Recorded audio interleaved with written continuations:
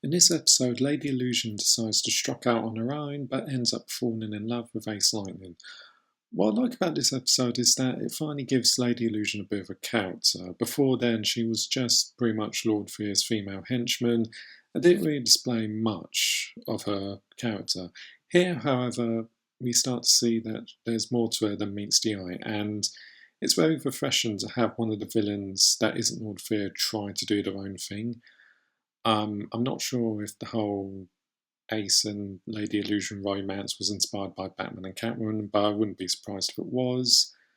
This episode also shows that other stuff from the sixth dimension, the video game, can also be summoned into the real world by other pieces of the amulet, which actually foreshadows the next episode. Only Human, where Dirty Rat manages to find another piece of the amulet, which Lord Fear uses to summon a new villain from the sixth dimension called Googler, a jester-type villain with two gloves who manages to strip away Ace's superpowers. Now, in this episode, this is where Ace, without his powers, manages to appreciate Mark more as a friend and a sidekick.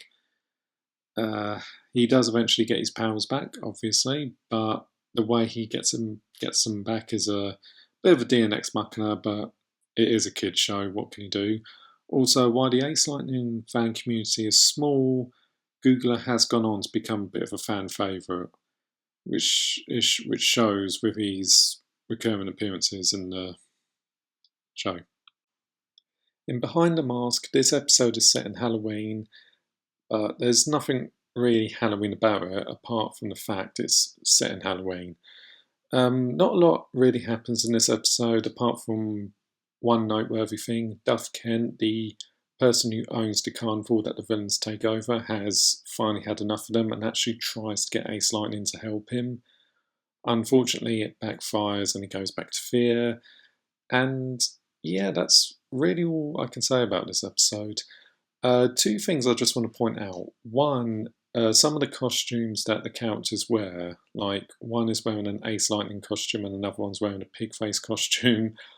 I just love the design of them. I always love it when I see practical versions of the CGI characters. Another thing I just want to point out, for some reason, at the start of the episode, Samantha says she can't believe there's no Halloween in England. I don't know why the writer thinks that. I mean, you got one thing right, we do have a thing called Guy Fawkes Night, but we do have Halloween in England. It may not be as big in America, but trust me, the UK has Halloween just as much as America does.